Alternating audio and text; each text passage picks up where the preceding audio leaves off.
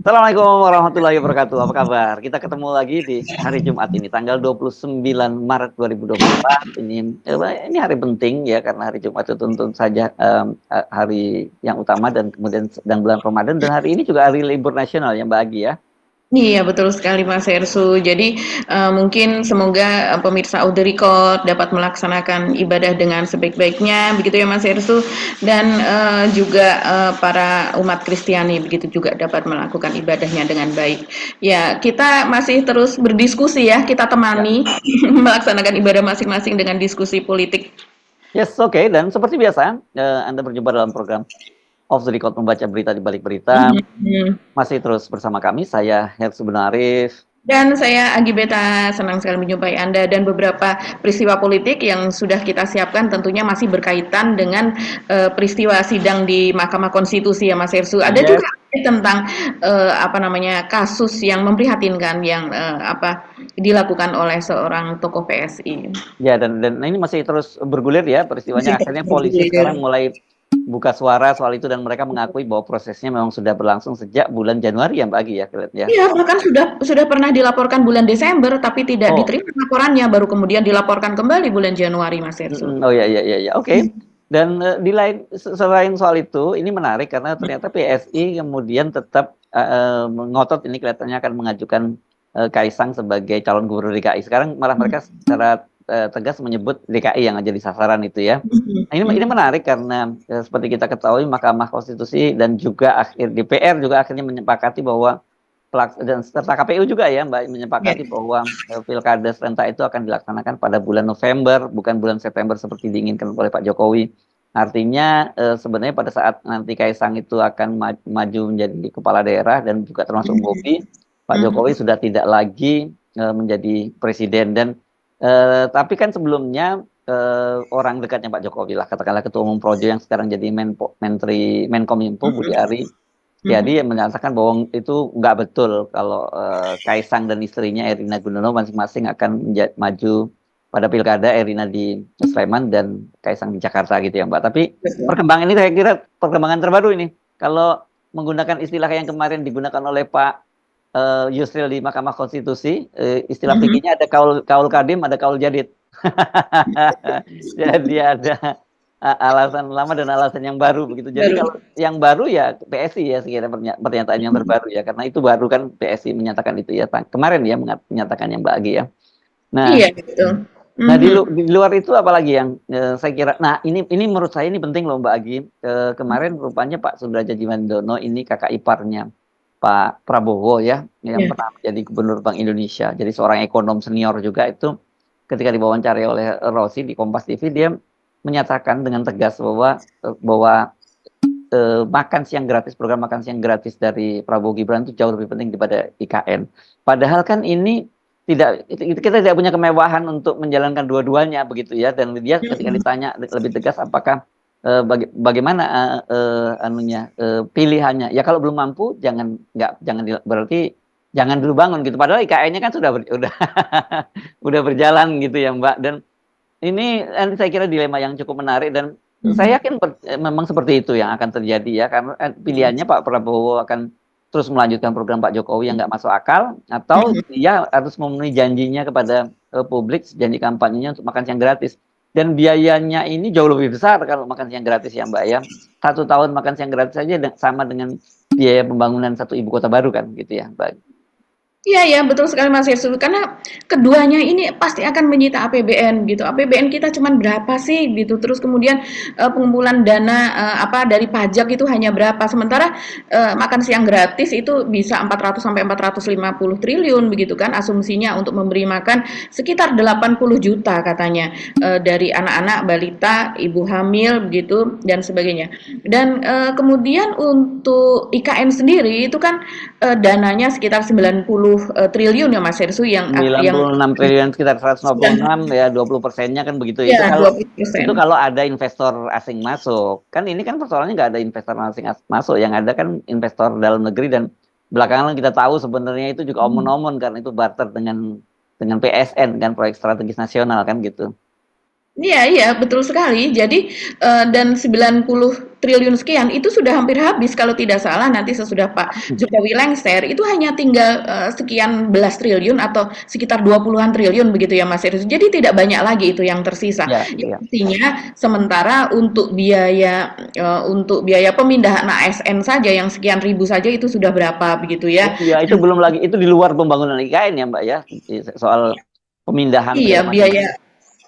Betul dan, kemudian juga masih banyak sekali yang belum berjalan kan, masih rusuh semua infrastruktur juga masih harus terus dibangun dan sebagainya. Itu mau dari mana yang, sekitar berarti 460 triliun dikurang ya sekitar 100 masih 300 hampir hampir 350-an lah ya mungkin itu uang dari mana kalau seandainya investor dari luar itu masih belum masuk. Sementara pancingan investor dari dalam negeri begitu sekarang memang sudah mulai berjalan yaitu dari Aguan dan kawan-kawan kan lewat apa namanya korporasi yang mereka bentuk. Tapi sampai sejauh ini tetap saja belum ada Mas Ersu yang katanya dari Malaysia itu mereka sudah komit akan masuk kita belum melihat juga begitu. Malah belakangan ini yang seperti kita dengar bahwa dari perguruan tinggi ada 3 dari Belanda yang katanya akan berinvestasi dan juga dari Amerika yang katanya akan masuk apa membangun sebuah kampus ternyata itu hanya membangun semacam join penelitian lah begitu ya Ya, dan ya, itu ya. dananya bukan dari mereka dananya dari alumnus Stanford yang ada di Indonesia begitu. Ya. Dan saya kira ini kita lanjutin aja terus ya langsung ya Mhm. soal ibu kota pembahasan ibu kota baru Ya.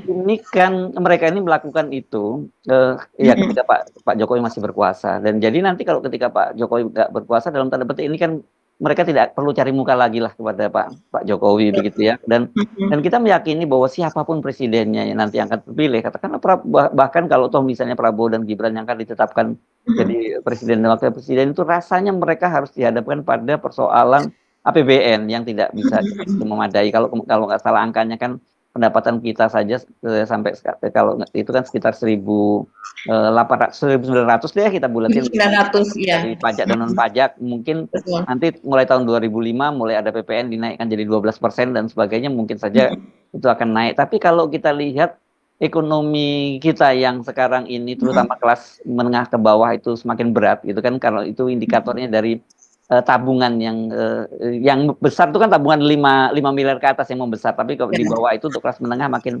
makin turun ya saya kira mungkin bisa jadi nanti pendapatan pajak dan non pajaknya juga bisa meleset gitu loh Mbak dan sementara beban kita pembayaran utang dan cicilan pokok dan bunganya saja udah sampai 1.100-an jadi sisa ya kira 700-800-an triliun saja dan itu untuk semua operasional APBN jadi hampir bisa dipastikan saya kira itu sinyal yang kuat dari Pak Derajat Jiwandono bahwa itu tidak akan dilanjutkan pembangunan IKN atau setidaknya ditunda dulu gitu. Ya kan Mbak karena bagaimanapun Pak Derajat itu sekarang ini pasti akan sangat didengar oleh Pak Prabowo atau bisa kita sebut sebagai timnya Pak Prabowo lah ya karena satu kita sebut tadi dia kakak ipar dan kedua bukan hanya sekedar kakak ipar beliau juga punya kompetensi dalam soal pengelolaan keuangan negara itu karena lama menjadi gubernur Bank Indonesia. Jadi kalkulasinya mereka pasti akan lebih rasional dalam soal ini gitu. Iya betul sekali karena Pak Sudrajat Jiwandono ini menjabat dari tahun 93 sampai 98 ya. Dia juga pernah menjelaskan bahwa ketika Soeharto lengser dan kemudian Pak Prabowo begitu juga bermasalah ketika itu begitu dan Pak Sudrajat ini juga diganti. Dan ini Pak Sudrajat selama ini orang yang sangat dekat sekali dengan Pak Prabowo bahkan anaknya adalah Budi Jiwandono ya. Itu adalah bendahara dari Gerindra Mas Hersu ya. Jadi memang ini adalah keluarga yang sangat-sangat dekat lah dan Pak sebelum Sufmi Dasko Ahmad itu menjadi rektor di Universitas Kebangsaan maka rektornya adalah juga Pak Sudrajat Jiwandono begitu dan jadi ini adalah orang yang saya rasa ya namanya juga kakak ipar begitu pasti lebih dipercaya dan beliau juga adalah seorang profesor juga Mas Hersu dan mantan gubernur Bank Indonesia sekian lama begitu ya tentu memiliki pengalaman yang sangat luas dan ketika ditanya oleh Rosi pada acara di Kompas TV ya Mas Hirsu itu Pak Sudrajat ini mengatakan bahwa program IKN ini ya kalau belum mampu jangan dulu dia mengatakan demikian. Ini seolah-olah masih belum Kan persoalannya bukan belum mampu, sekarang sudah dibangun dan tengah jalan. Iya, tapi ini kan ketika menjawab perbandingan, Ya, mana yang lebih urgent begitu kan antara ya, IKN dengan makan siang gratis, karena dua-duanya ini membutuhkan dana yang sangat-sangat besar yang sepertinya kalau dilaksanakan secara bersamaan maka kita tidak mampu, kecuali jika IKN ini mendapatkan investor dari luar yang kemudian, yang dananya sangat besar gitu kan. Tapi investor dari luar ya sekarang dengan adanya, publikasi dari NASA misalnya Badan Antariksa dari Amerika Serikat yang mempublikasi pada bulan Februari yang lalu tentang keadaan di IKN di mana terjadi begitu ya quote unquote itu pengundulan begitu kan karena di situ diperbandingkan 2 tahun yang lalu dan sekarang pada tahun 2024 di mana keterbukaan lahan itu banyak sekali warna coklat yang tadinya berwarna hijau dan sebagainya. Jadi ini kan pasti kalau investor dari luar sekarang ini trennya adalah SEG ya Mas Hersu, social environment gitu, good governance begitu kan. Dan kemudian juga akhir-akhir ini juga menjadi perhatian internasional soal hak masyarakat adat di sana di mana terjadi penggusuran yang kemudian walaupun kemudian ditarik kembali tapi kemudian ada masyarakat juga yang ditangkapi begitu kan walaupun akhirnya dilepaskan kembali. Nah, konflik-konflik seperti ini tentunya tidak hanya didengar oleh LSM Indonesia, tapi juga pihak luar. Bagaimana IKN ini dibangun dengan berbagai kendala begitu dan akibatnya kepada masyarakat. Nah, ini Pak Sudrajat lebih jauh soal kepentingan mana lebih penting dari IKN dan kebudayaan makan siang yang nantinya misalnya Prabowo itu jadi dilantik bersama dengan Gibran dia juga lebih lanjut ini mengatakan Mas Hersu Indonesia belum mampu untuk membangun IKN karena banyak yang harus dibangun katanya dan kemudian ya kalau untuk itu ya belum dong karena yang harus dibangun begitu banyaknya mulai dari nol kok dia mengatakan ya, demikian ya, jadi ya, ya. Dan ini ini, suara ya, jujur loh ini ya saya ya. rasa. Dan itu saya kira bisa kita juga artikan sebagai vonis mati gitu ya terhadap IKN kalau senantinya Prabowo yang ditetapkan menjadi presiden, Mbak, kan gitu ya. Suara Betul. itu saya kira seperti itu dan dalam hal ini saya kira cara pandang Pak Sudrajat itu kalau lepas terhadap kritik-kritik terhadap soal program makan siang gratis dan pemberian susu gratis, tetapi memang lebih penting dia kelihatannya beliau melihat bahwa pembangunan sumber daya manusia itu jauh lebih penting daripada pembangunan fisik dan saya kira benar. Kenapa? Karena kalau kita kemudian membangun fisiknya tapi kemudian sumber daya manusianya tidak disiapkan ya bangunan itu akan jadi bangunan yang tidak ada gunanya itu akan menjadi rongsokan juga karena bahkan dirusak oleh manusianya gitu. Jadi kalau lihat itu visinya jelas gitu. Sebenarnya jadi kemarin sekali lagi lepas dari kritik banyak banyak pengamat banyak ahli tentang program makan siang dan kekhawatiran dari investor asing juga ya yang menarik dananya ada capital outflow yang sangat besar dalam beberapa waktu belakangan ini ya itu mereka sangat khawatir dengan kemampuan terlalu banyak ambisi ambisi dari pemerintah kita sementara kemampuan tidak ada dan orang saya kira mungkin kekhawatiran mereka itu karena melihat Pak Jokowi tetap cawe-cawe terus dan sementara dari sisi Pak Prabowo sendiri kelihatannya juga memberi angin gitu pada Pak Jokowi karena seperti dikatakan oleh Habibur Rahman misalnya dia menyatakan bahwa Pak Jokowi itu nanti akan paling banyak ditanya. Dia tidak membantah atau mengiyakan soal penyusunan kabinet tapi dia menyatakan bahwa sebagai mentor yang sangat dihormati tentu Pak Jokowi nanti akan paling banyak ditanya untuk penyusunan kabinet dan saya kira pasti dengan karena dilibatkan sangat besar dalam penyusunan kabinet Pak Jokowi akan terus berusaha untuk menjaga legasinya yang terutama tentu saja ibu kota negara baru. Saya tidak bisa membayangkan ya ketika misalnya Pak Jokowi turun tanggal 20 Oktober begitu dan kemudian tidak lama setelah itu pemerintahan baru itu menghentikan pembangunan IKN atau membiarkan kan Pak Jokowi itu akan membawa beban yang cukup berat kemana-mana gitu orang akan ingat wajah Jokowi kan ingat IKN dan kalau ingat IKN ingat Heru Budi gitu ingat Heru Budi ingat banjir di Jakarta dan ingat Heru Budi ingat Jokowi jadinya kan begitu.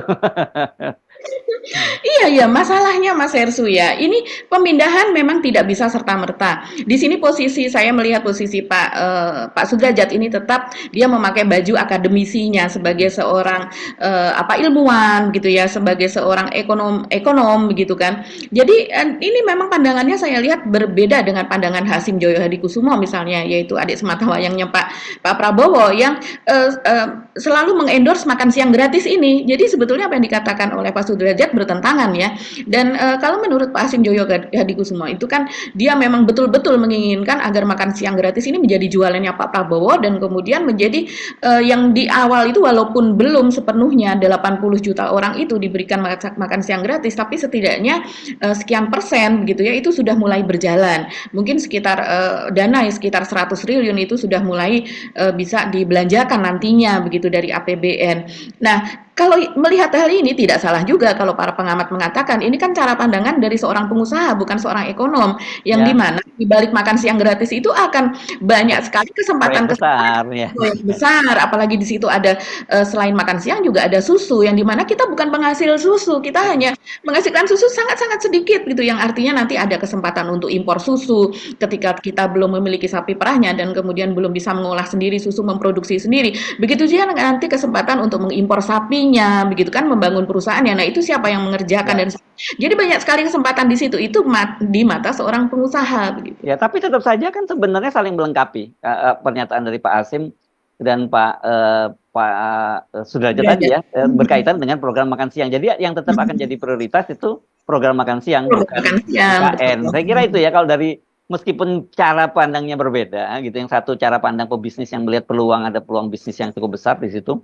Ini kan anggaran 450 triliun itu kalau dieksekusi itu kan saya kira anggaran terbesar dibandingkan dengan nggak ada satu departemen pun yang punya anggaran sebesar itu kan Mbak Agi ya. Meskipun kabarnya nanti akan dipecah-pecah dalam lintas sektoral dalam beberapa kementerian tetap saja kan itu anggaran sangat besar gitu. Itu buat siapapun pengusaha pasti matanya langsung silau lihat proyek itu. Dan itu kan barang langsung habis ya Mbak ya. Kan, jadi langsung dikonsumsi kan. Jadi ya Iya, itu. iya betul. Tapi dalam hal ini kita juga melihat Pak Hasim itu memiliki tanah yang sangat luas di sana, memiliki perusahaan yang Oh iya iya. Oke.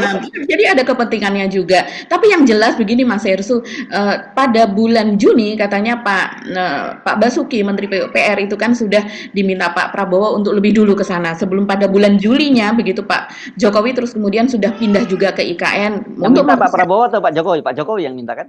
yang minta Pak Jokowi. Ya Ini ya kan ya. pemerintahnya Pak Jokowi ya. Ya Dan ya. kemudian Pak Jokowi untuk mempersiapkan upacara 17 Agustus di sana. Tapi kita tahu ada sempat ada dinamika di DPR gitu yang menolak begitu Ya.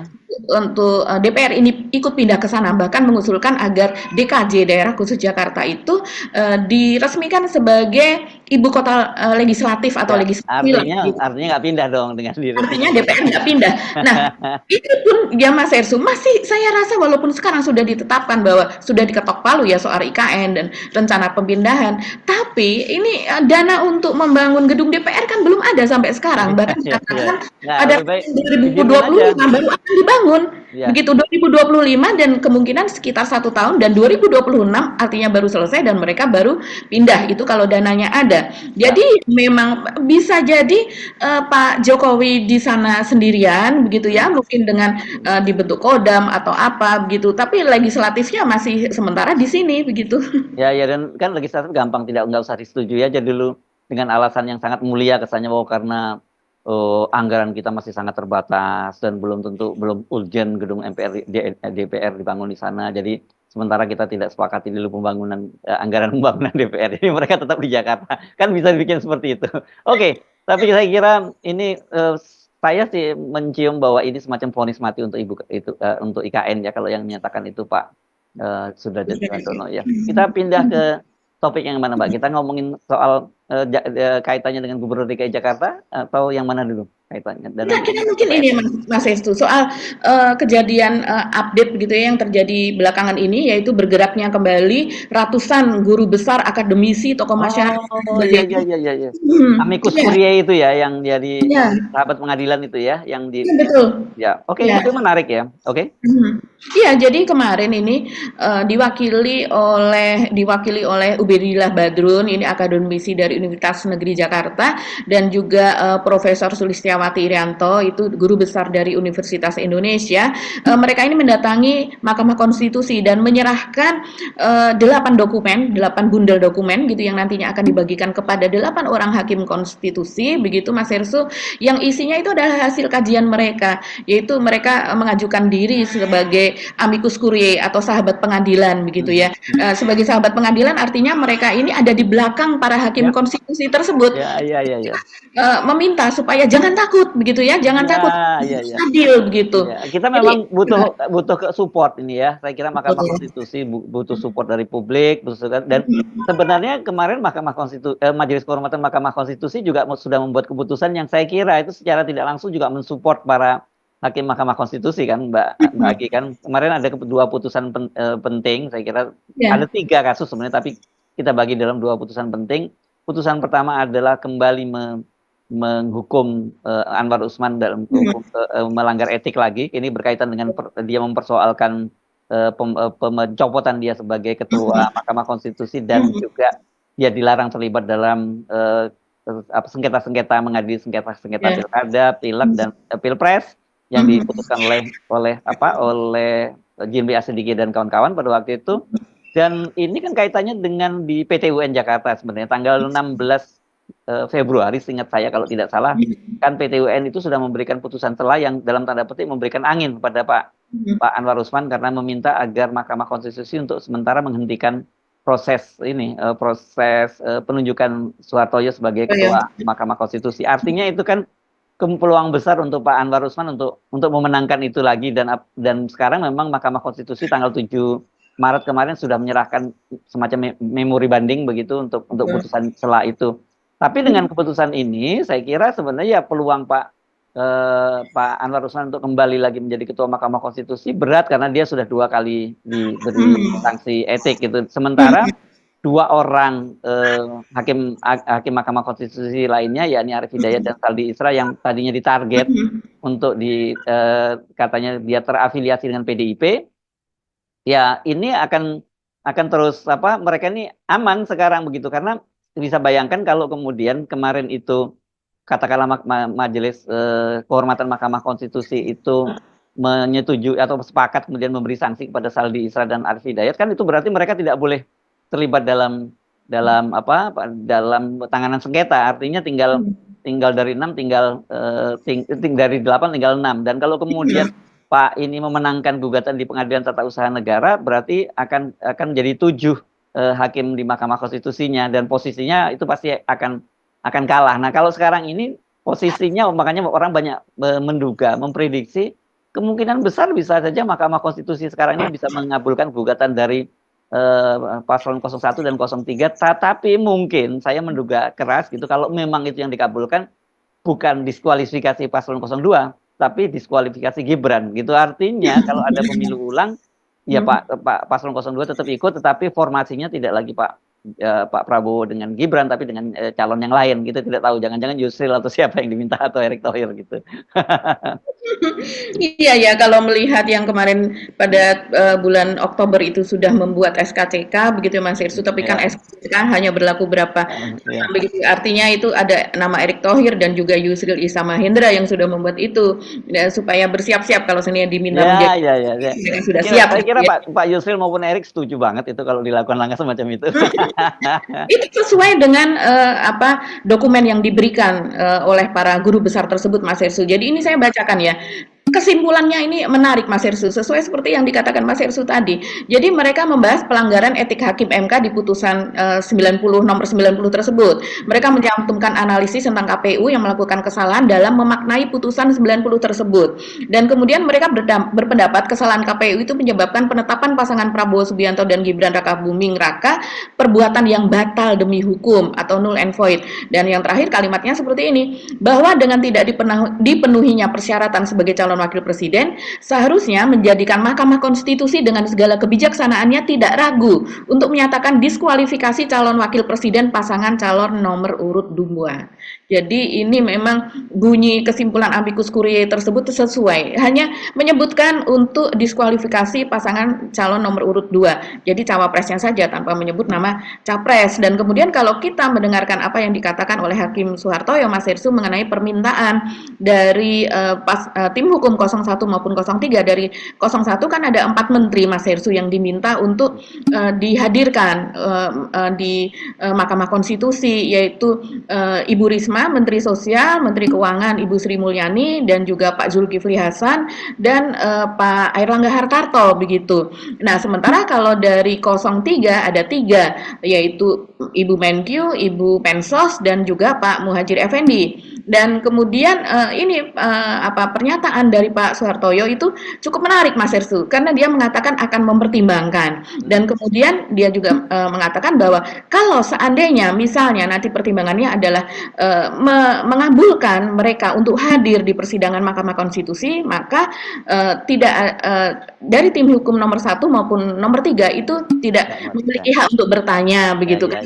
Artinya kemungkinan ini akan menjadi mereka ada kemungkinan akan hadir gitu, apalagi jalan tengah lah itu ya, jalan tengah yang dilakukan. Karena tadinya saya berharap itu ada terjadi semacam tanya jawab atau interogasi lah gitu dari penghukum, itu pasti akan seru karena kita sudah bisa membayangkan Ibu Risma akan seperti apa gitu ya. Kalau Ibu Sri Mulyani saya masih tanda tanya besar gitu. Tapi kalau Ibu Risma saya kira kita udah bisa membayangkan seperti apa, kan orangnya juga ada lugu-lugunya gitu kan. Ini kan yang saya bertanya mungkin dari 8 hakim konstitusi tersebut, Mas Hersu, kan lebih memperdalam begitu peran mereka. Tetap saja menarik ya kalau itu dihadirkan. Dan ini juga penting. Kemudian orang bertanya-tanya, loh kalau kemudian nanti di pemilu ulang gitu, apakah seperti yang dikatakan oleh Pak Yusril bahwa akan terjadi kekosongan pemerintahan karena pada bulan Oktober Pak Jokowi sudah tidak lagi menjabat. Saya kira sebenarnya seperti dikatakan oleh Todung Mulya Lubis dan juga sempat saya sampaikan di sini bahwa nggak perlu terjadi kekosongan. Toh skenario-nya yang 2 putaran pemilu gitu ya. Dan itu kan bulan April itu kan sudah diputuskan seperti apa nantinya, kan Mahkamah Konstitusi sudah ambil keputusan soal itu gitu ya Mbak Agi ya. Iya, betul sekali. Jadi tetap saja presiden yang baru nanti siapapun itu begitu ya, itu akan tetap dilantik pada tanggal 20 Oktober sesuai dengan jadwal. Dan kemudian kalau berdasarkan permohonan dari tim hukum 03 dan juga pernyataan dari Ganjar, mereka menghendaki apabila diadakan pemilu ulang itu pada bulan Juni begitu. Jadi masih tetap nanti dengan oleh KPU dan sebagainya. Timetable-nya masih aman ya. Jadi Mas Gibran nggak perlu khawatir bahwa nanti kalau kalah diulang lagi, enggak, cukup sekali lagi tapi Anda nggak ikut gitu ya. Iya. Dan ini sebenarnya kalau saya melihat ya, kemarin saya sempat membaca website dari PKS, ini sempat pernah terjadi oleh Mahkamah Konstitusi pada tahun 2013 begitu ya. Itu kalau tidak salah di Provinsi Maluku Utara begitu. Dan pasangan begitu yang diusung oleh PKS ketika itu, saya lupa namanya ya.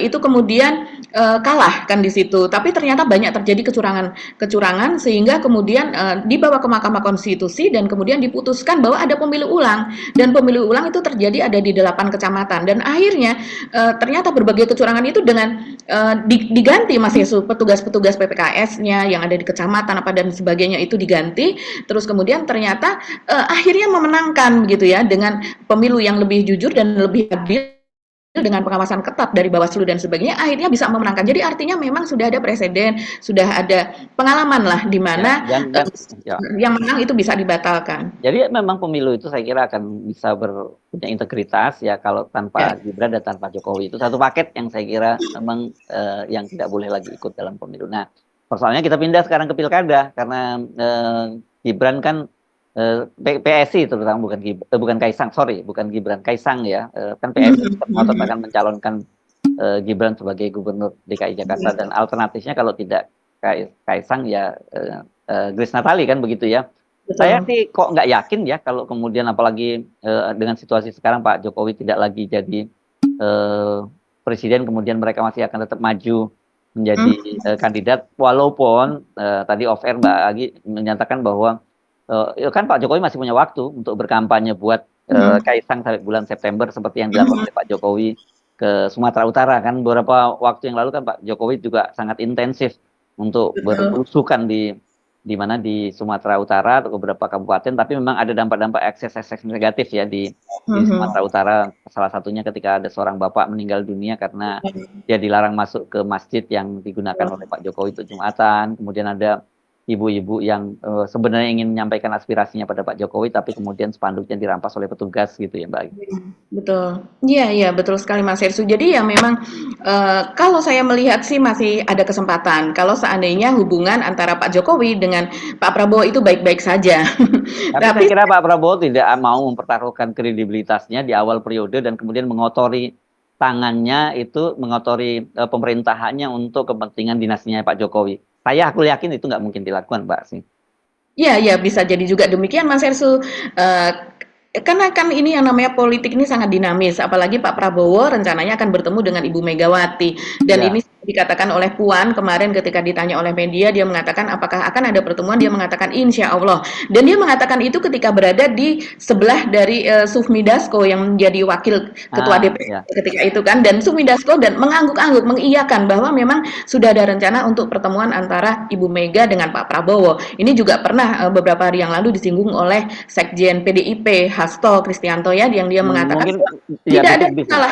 Ya, tidak ada masalah antara secara pribadi ya antara Ya, kedua sepanjang tidak menyangkut soal pemilihan presiden yang sudah lalu begitu. ya, Jadi ya apalagi kan kita tahu Mas Hersu soal hak angket ini kan nasibnya eh, tidak menentu begitu dan kita lihat bagaimana Puan ini kan mengambang gitu ya sikapnya sangat ya, mengambang. ya.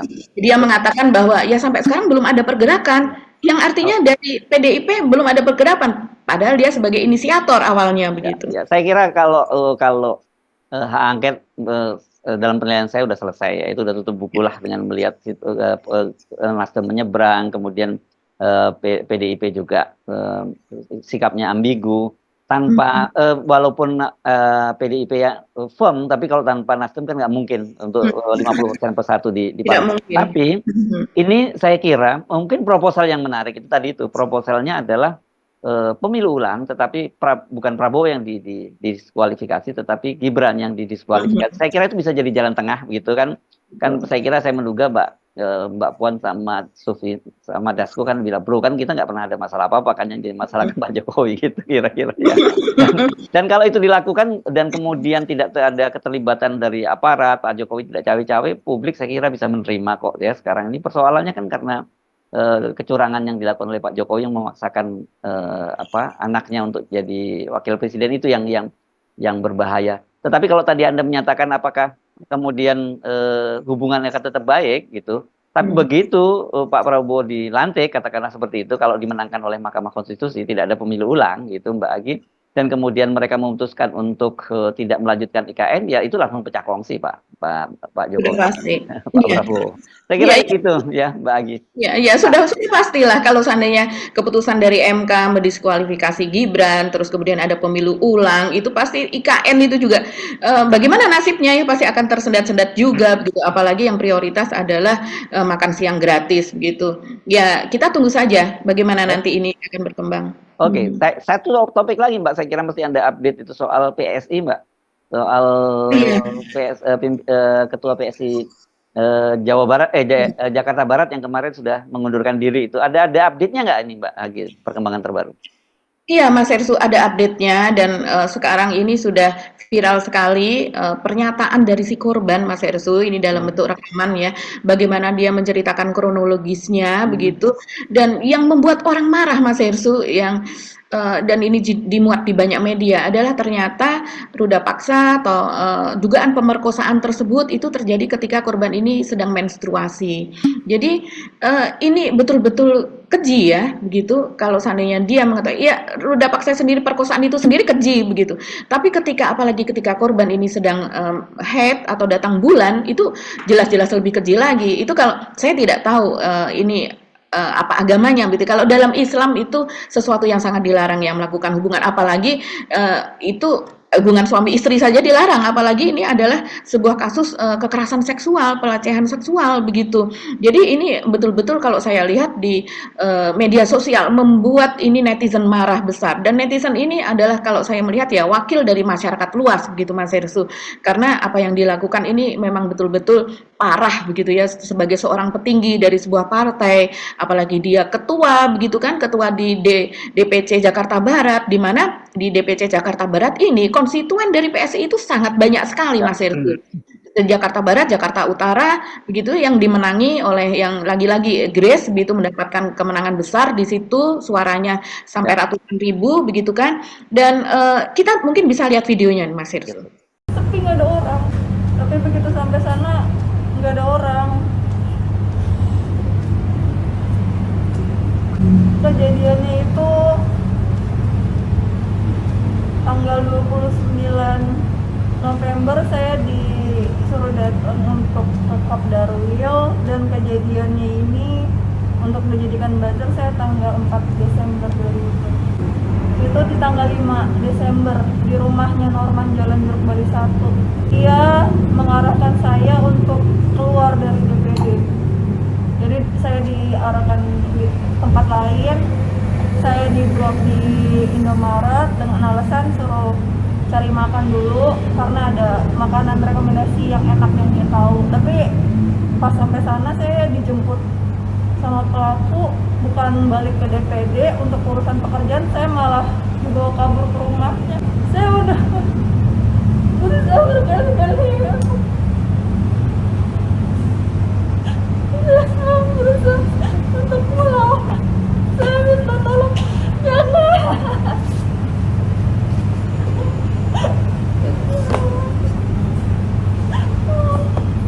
Minta harus kayak gini.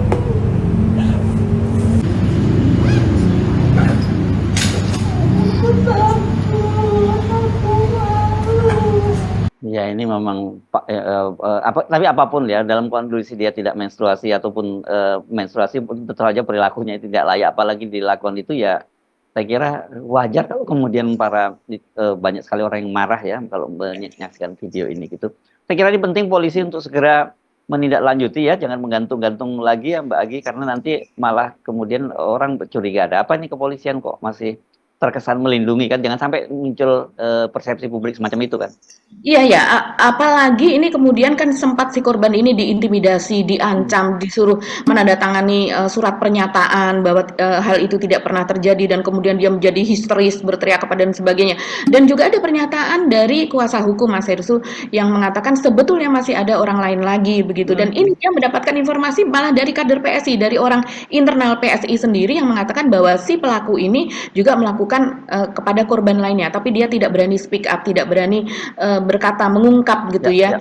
Jadi itu yang dikatakan oleh kuasa hukumnya. Kita berharap kalau seandainya ada korban yang lain, ayo mumpung ini sekarang sedang ditangani oleh polisi dan kemudian mendapatkan perhatian masyarakat luas, jangan takut gitu untuk speak Ya, up. dan waktu peristiwa yang dengan si Mbak yang dari Solo yang katanya calon buzzer itu, ternyata dia tidak sendirian ya, dia dibantu oleh orang lain ya Mbak Agi ya. Berarti kan ada pelaku yang lain artinya yang membantu gitu ya. Iya, pelaku yang ketika dia disuruh menandatangani dan sebagainya itu ada pelaku lain. Jadi artinya mungkin perilaku si orang ini, si pelaku ini sudah diketahui oleh lingkungan terdekatnya lah begitu Mas Hersu. Jadi perilaku buruk tersebut sudah menjadi rahasia di antara mereka begitu. Ya. Jadi ini memang betul-betul tertekan si korban ini. Oke. Mbak Agi ya, saya kira kita akhiri perbincangan kita kali ini ya Mbak Agi. Kita akan ketemu lagi di hari Senin yang akan datang. Selamat menikmati hari libur, selamat menjalankan ibadah puasa. Tetap semangat, jangan pernah lelah untuk mencintai Indonesia dan memperbaiki Indonesia. Kami mohon pamit ya, saya Hertz Benarif.